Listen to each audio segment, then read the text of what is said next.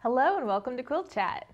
Oh my goodness, Emily, we have so many beautiful things on the table today. Yes, we do. And we're so lucky to have you with us. Thank you. I'm really excited to be here. Yes, this is Emily Cross, and she is one of our content creators.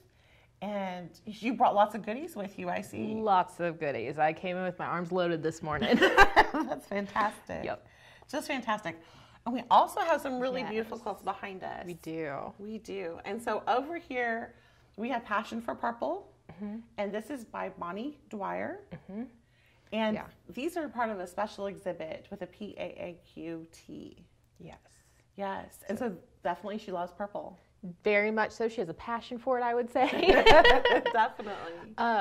But I love what she's done. She's used a bunch of variegated thread in different tones throughout the quilt to complement the different sections. And I think it just creates a really beautiful effect, and your eye just wanders all over it. It really does. No, the centerpiece is a panel, right?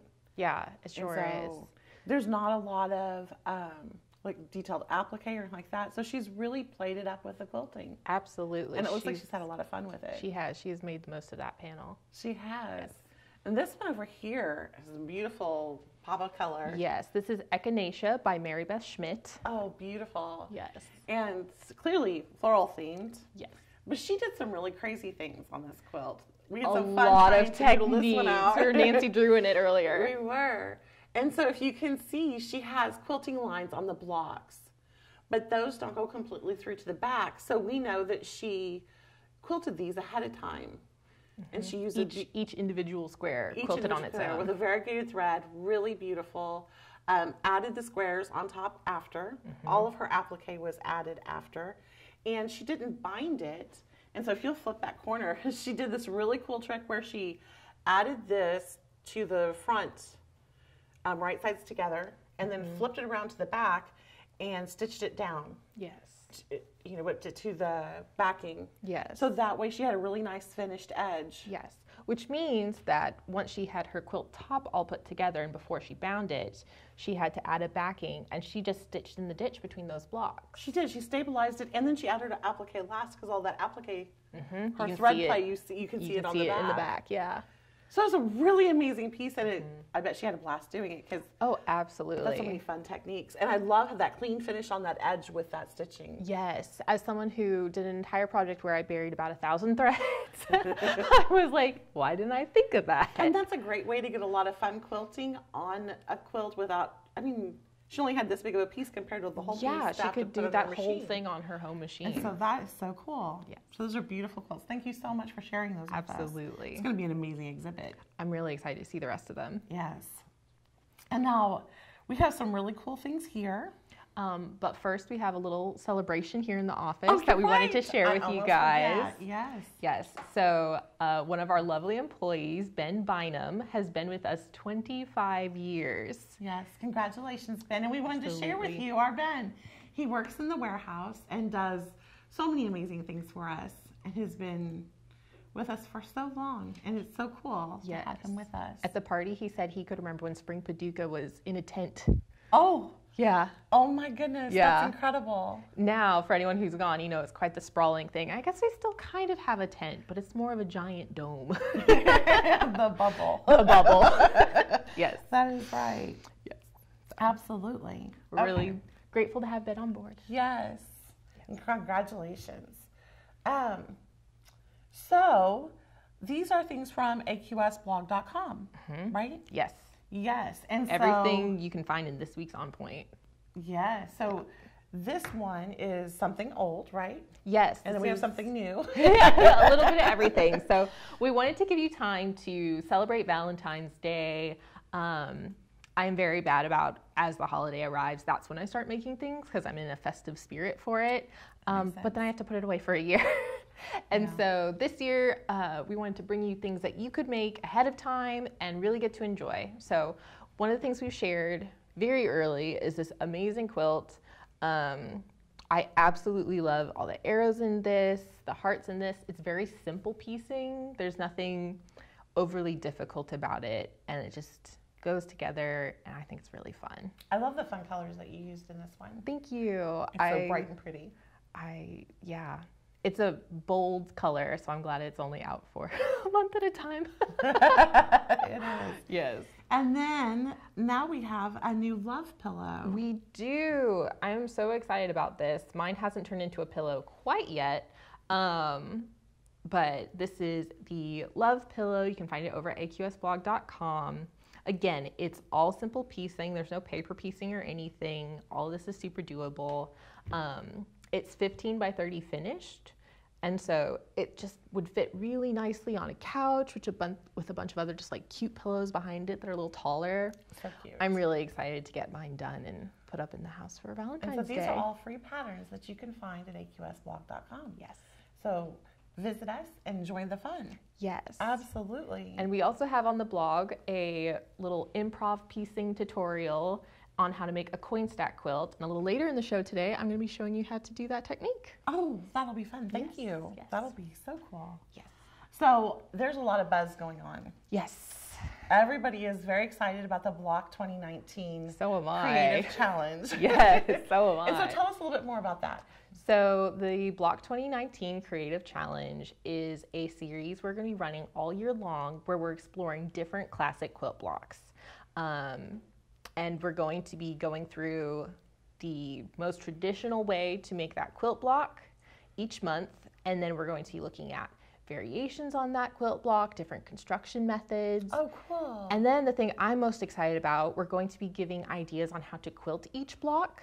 Oh, neat. Yes, so that you can actually quilt each block as you go, which again makes it so easy to quilt it on your domestic machine. And it's a lot of fun to play with. Yes. That way. So then at the end of the year, if you just follow along and make one block a month, you'll have a sampler quilt ready to go together. Oh, fantastic. Yeah. Well, thank you. That'll be so much fun I'm to excited take part for in. it. Yes. And we want everybody to follow along on our Facebook group. Yes, AQS Project Parade. Share your blocks there, get hints and tips. Yes. And it's so great to have that Facebook group because sometimes even if I'm having a problem, I'll send it out to the group because quilters have so many great ideas and no one person has all the ideas. So no, and there's never I just get a one lot way of to help do there. something. Yes. No, so that's helpful. I love troubleshooting there. That is. And we have coming up the must-try trends. We do. And this is going to be a new feature that we're going to have in On Point each month. Mm-hmm. And it's going to be things that you can try to do something new with. And so what is our must-try trend that we're going to treat them with this month?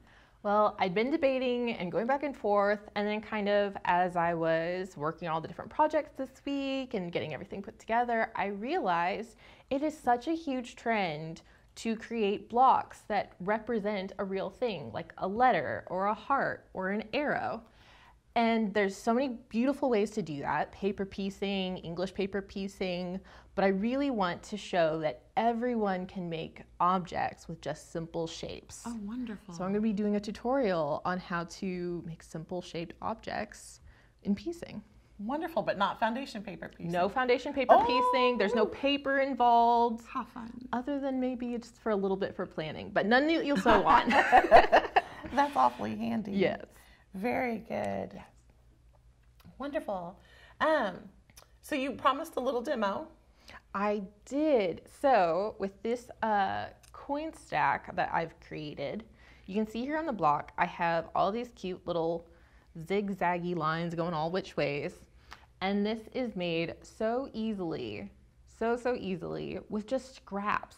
I was making the matchsticks quilt, and I had all these little like 1 inch by about 3 inch leftovers. I love those fabrics. Aren't they gorgeous? Is that the Ginger and Spice line? That's Ginger and Spice line by Missy Schmit, I believe is her last name. I think this little orange one's my favorite. I adore that piece. It has a lot of sparkle to it. So anyways, whenever you want to make a little stack like this, you really don't have to have much of a plan. You just have to have a lot of scraps. I always have both of those things. Exactly. No plan and lots of fabric. Exactly.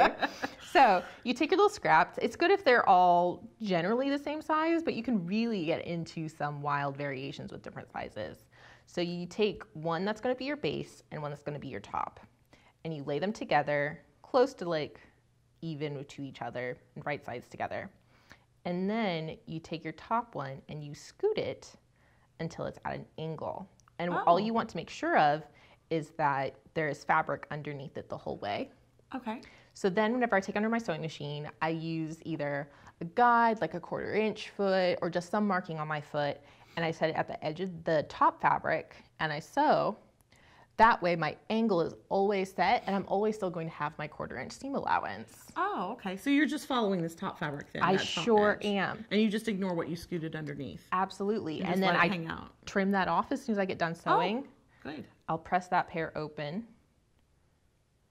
like that, and you end up with this cute little angle. And you just sew a bunch of pairs together until you got a whole coin stack. I love how they go back and forth. So you kind of alternate directions every once in a while. Yes. Just as you do it, you just make sure that you get the coin stack mostly going straight. And yeah, once you trim it all off, it's ready to go in your quilt. That is quick and easy. And you can have a lot of fun making fun designs with that. Absolutely. Thank you for sharing that with us. Of course. Thank you for having me. It's a great stash buster. Absolutely. Absolutely. Well, we had some questions that you submitted, and we wanted to share those with you. One question was, why do we get so much excess fabric from our different pattern directions? And this is not just our patterns, but anybody's patterns. And it is true. Some patterns, when we don't get enough fabric, it's always vexing. Yes. Yes. And that leads to why do we have more, which is to not vex. Yes. Right? But there's nothing that breaks your heart more as a quilt designer than someone saying, you know, I wanted it all out of this fabric line. I bought what I thought I needed based on the pattern, and then now it's all sold out. There wasn't enough because I cut something wrong, or it's just heartbreaking because you want everyone's quilt to be just exactly what they want it to be. And a lot of times a pattern designer will build in for a mistake. Absolutely. They'll try to give you one mistake on each cut. Now some don't, and you have just enough.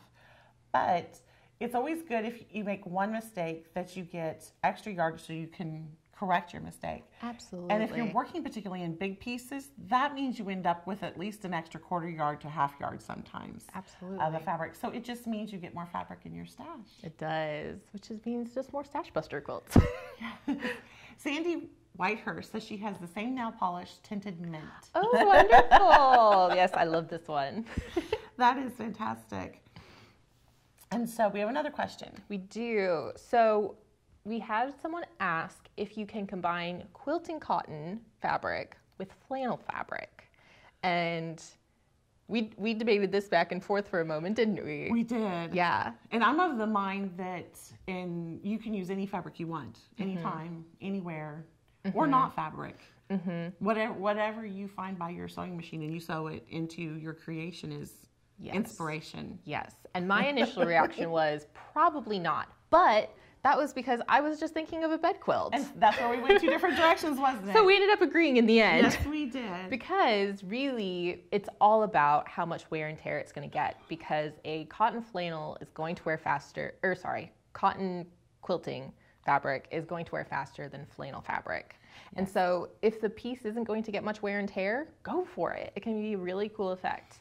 But if it's going on a bed and going to be washed and stuff, it just might not last as long if it was the two same kinds of fabric. Just because of the different weaves of the fabric, they'll wear on each other. Yep. And so you can run into trouble. But if it's meant to be loved in the now and you want to give it a try, please go right ahead. Go for it. I don't think it would be The quilt police are not coming. No, no. We'll keep them at bay for you. Yes. Well, those are some great questions. So please feel free to submit your questions to us, and we'd love to review those with you. Yes. Yes. And so we are so excited because we are having our 35th anniversary this year. It's a celebration, and we have a party every day. Not really, but kind of. A little bit. And so Spring Paducah just opened for members only. Yes. And so if you're a member of AQS, you should have received your little email inviting you to Spring Paducah with your special link in it so that you get registered. If you did not receive that email, be sure to call our 800 number and we'll get you taken care of. It's 1-800-626-5420. And those ladies will be happy to take care of you. And of course, Lancaster and Grand Rapids are already open to the public. Nope, it would be Daytona. Sorry, yes. Daytona, my bad. Yes, no, that's all right. Our spring shows are all open to all members, and Daytona and Lancaster are open to the public. Very good. Very good. Well, it has been a joy being with you this week. Yes, it's been so wonderful getting to talk to you all. Yes, and we look forward to seeing you next week. Have a wonderful quilting week. Thank you.